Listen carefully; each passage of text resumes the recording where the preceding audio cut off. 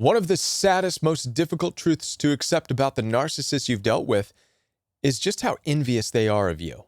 Not just of you, but how envious they are of everyone and everything around them. And this is because narcissism is, in fact, the manifestation of envy in this world. Narcissists embody envy. Narcissists are creatures of envy. And why this is so difficult for you to accept is because, well, number one, none of you want to accept or admit that your own family members are envious of you, that your husband is envious of you, your wife is envious of you, your mom, your dad, your brother, your sister. It's hard to accept and admit they're envious of you. Number two, it doesn't make sense because many of these people may have lots of possessions, money, houses, cars, status in the neighborhood, and they've worked awfully hard to demean you and devalue you and strip you away of everything, including your dignity, yet they're still envious of you? How? What are they envious of? Well, that's what makes this video so important, and we're going to talk about what envy is to begin with so we can clear the confusion. You can understand how envy actually works and why narcissism is the manifestation of envy in this life. Number two, we're going to talk about the signs that someone is envious. What are the red flags? Can you identify red flags that somebody is envious of you? Last but not least, we're going to talk about how you can respond. Once you realize that you're dealing with creatures of envy in your life, what's the best way to respond in these situations? Let's go there. Before we do, my name is Kevin. This is The Royal We, and I do want to let you know that I am here to support you. And down in the description box below this video, you'll find access for one-on-one appointments. Simply scroll underneath this video. You'll see the link to schedule your one-on-one appointment with me. Click on that link. It will take you right to a page where you can schedule a video call or a telephone call, and I'd love the opportunity to speak with you. Also, I do have a coaching program. My coaching program is live and in person each and every day. So if you'd like to spend time like this with me every day, along with a community of people who are healing and moving into a purpose-filled future, then consider joining the Royal We Coaching Program. I'd love to see you in class. Now, let's get started. We have a lot to talk about, beginning with what envy is. Hopefully this will clear up confusion as to the creature of envy, also known as the narcissist that you're dealing with. Number one, envy is resentment towards someone else's possessions, qualities, luck, or favor. The common mistake we make with envy is thinking that it has to do with your possessions, what you do have and what you don't have. And that's not what envy is limited to. If you look at the next thing in that sentence there, it's qualities. What are your qualities? Matter of fact, I challenge you right now to list out some of your amazing, beautiful qualities in the comment section down below, because I want to hear you talk about your amazing qualities. But qualities can be your smile. It could be the twinkle in your eye. It could be your energy. It could be your passion in life. It could be your drive. It could be your compassion, your empathy, your beauty, your energy, your love. These are your qualities. These are the things that separate you and individuate you from people in your family, from your mom, from your dad, from your brothers, from your sisters. These are highly individual, which means that narcissistic people or creatures of envy will never possess these things, which means when you're dealing with them, they will always be envious of you. Now, envy is nothing new. Envy has existed. Creatures of envy have existed on this earth since the beginning of time. As a matter of fact, if you look at the biblical story of Jesus, it's a story about how dangerous and how sad envy is. And you don't have to be a Christian to understand this concept. Jesus had nothing. In fact, it's written, the Son of Man didn't have a bed to sleep in. Jesus did not have a pot to piss in. He was a homeless wanderer in a lot of ways. And the Pharisees and the Sadducees and the leaders of that time, who had all kinds of robes and fancy headgear, they had palaces that they stayed in. They had mistresses that surrounded them. They had access to the parts of temples that nobody else had access to. And yet they hated Jesus. Why? Because Jesus possessed qualities, not possessions, qualities that they did not have. Jesus had compassion, love, the ability to heal, and that's how he lived his life.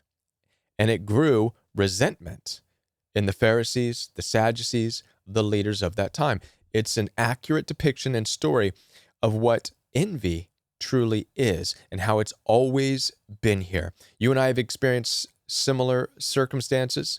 I know in my experience with narcissistic people, I came from not having very much as far as possessions or money, but what I do have is my energy, the way in which I talk, the way in which I laugh, the way in which I love. And I was with narcissistically abusive people back in California some time ago, some particular family members, and I remember one time something made me laugh. And when I laugh, I really laugh.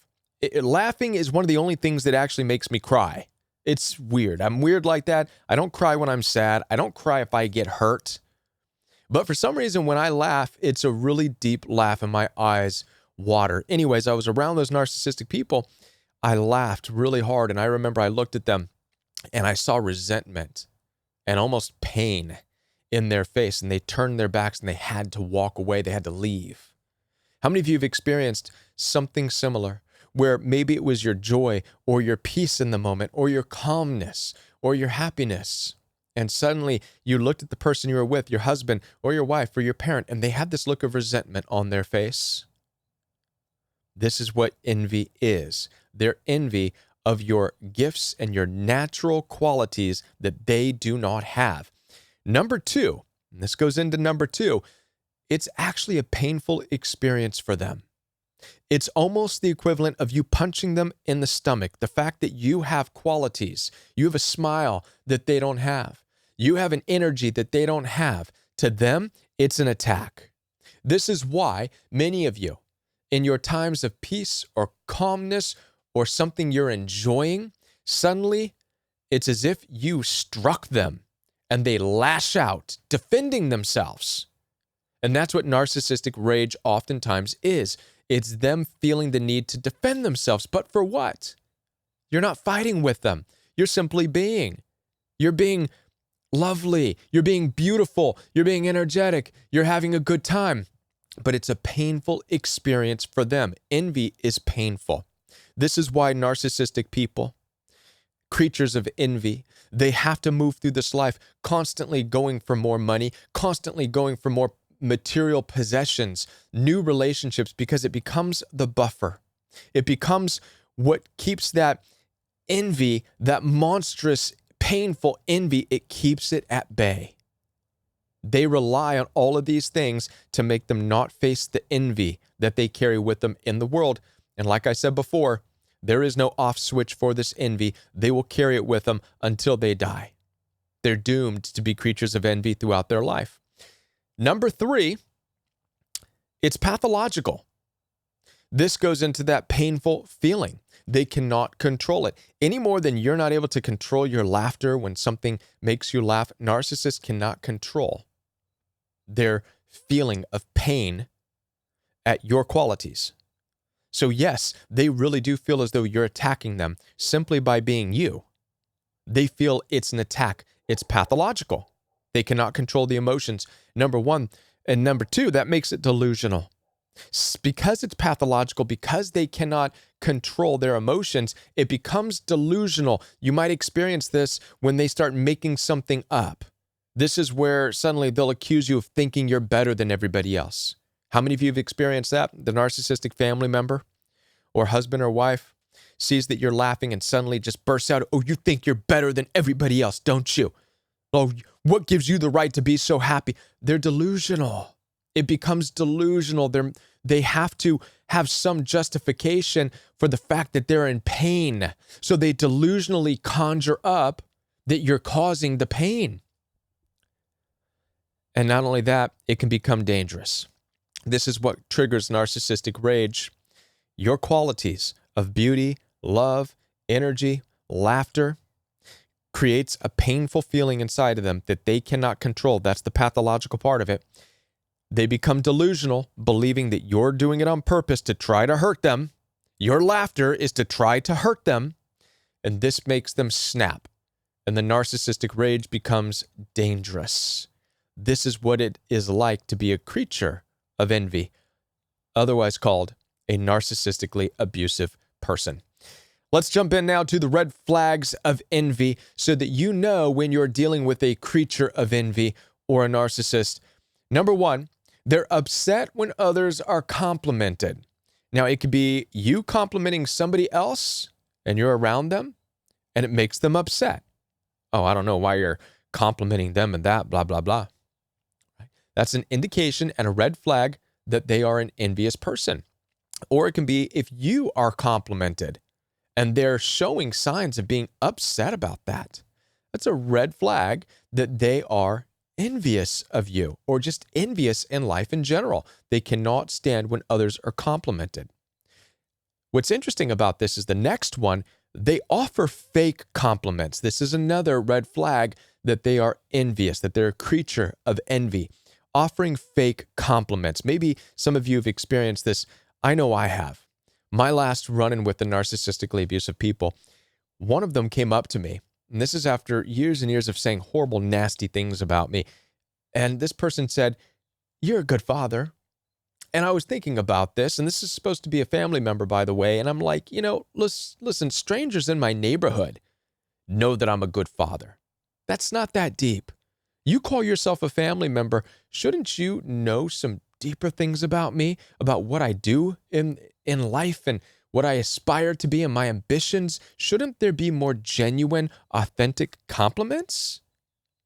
But they avoid that. People who are creatures of envy avoid authentic compliments and may instead just offer fake surface-level compliments. Some of you might hear, for example, maybe you do all kinds of good things in life and you've bend over backwards for these people and you never get genuine compliments about the things that you do or who you are, but maybe you make dinner and you happen to make rice one night and they're like, "You know what? You make the best rice. You're the best rice maker there is."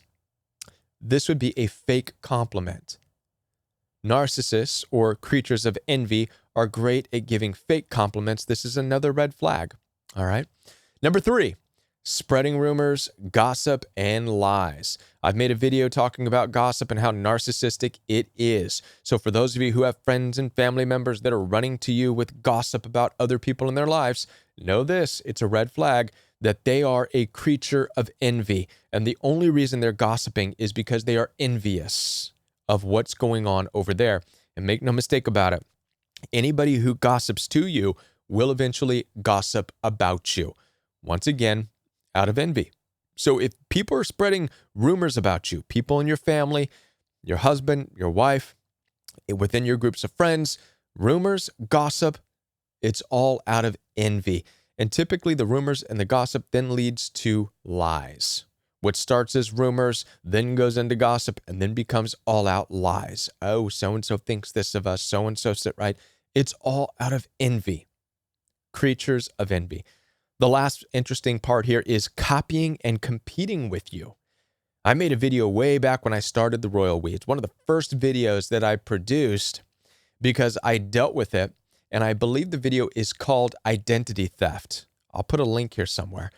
And what was interesting that I discovered is that the abusive people that I was dealing with within this family, they demeaned and devalued and tried to crush everything about me, yet they started to also display some of my mannerisms. One of them in particular did, that I remember.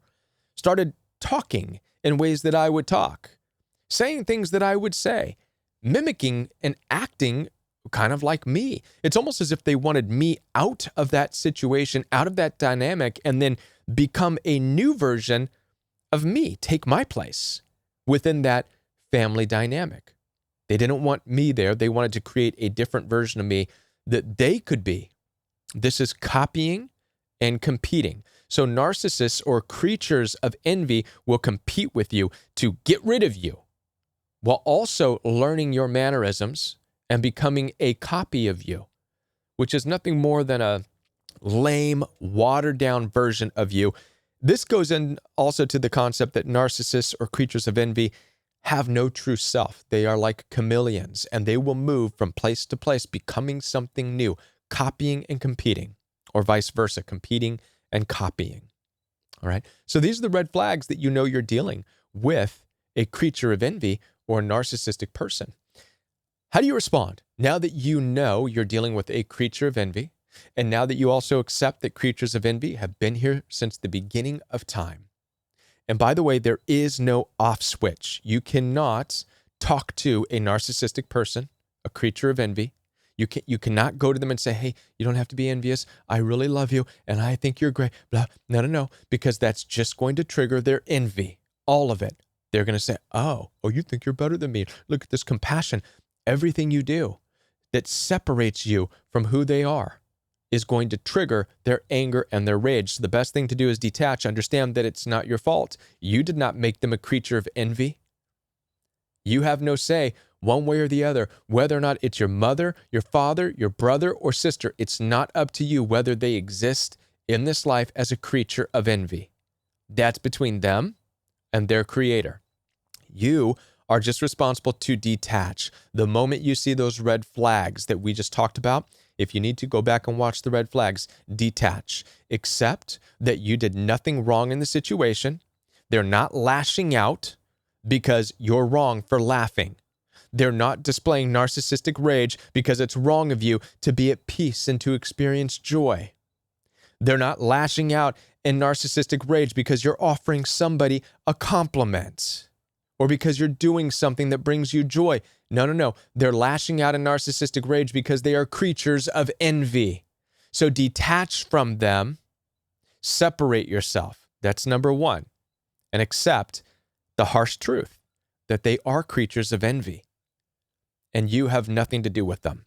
No longer on an intimate level. Number two, be grateful. What do I mean, be grateful? Yes, I know it's hard, especially if this happens to be your mother, your father, your brother, your sister, your husband, your wife. Be grateful. Because as they're lashing out with narcissistic rage, what it's really telling you is that you have qualities that they don't.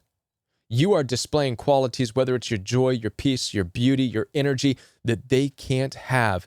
And that's what irritates them. And it hurts them, and they're in pain. So be grateful. Don't be grateful that they're in pain, but be grateful that you're so unique and that you have these qualities about you that are beautiful, that are sought after, that are desired. And no, it doesn't have to be money or status or anything like that, but simply your joy and your ability to love. Let the fact that these narcissistic, envious people are rageful about that. Be grateful that you have these qualities, that you possess them. Number three, live fully. Accept now that you're grateful for your qualities that individuate you, your joy, your peace, the things that trigger these creatures of envy. Now that you're grateful for it, live it out. Live it fully and authentically. Let your light shine. Don't stop living. This goes back to detaching. Number one, detach, be grateful, live fully and authentically. Accept your qualities and now go share it with the world. Share your love with people who receive it, who want it. Share your voice with those who listen. Share your energy with others who are energetic with you. Share your passion with those who are passionate with you. Share your life with people who want to live with you, whether it's friends or lovers or a new chosen family that's not your mom, not your dad, and not your biological brothers and sisters. Just because they're your biological family does not mean that they cannot be creatures of envy. Your only responsibility is to live fully and authentically in and of the qualities that you've been given to live with. I hope that this resonates with you. As I said before, I am here to support you. Down in the description box below this video, you'll find access for one-on-one appointments. Simply click on the link that says schedule your one-on-one appointment. There you can select a video call or a telephone call. I would love to talk deeper with you about this concept of dealing with creatures of envy, also called narcissistically abusive personalities. Yes, narcissism is in fact the manifestation of envy that has existed since the beginning of time. If you found this video helpful, be sure to like and subscribe, and I'll be back with more videos for you. Until I'm back, watch this video right here or this video right here, and I'll see you later. Bye.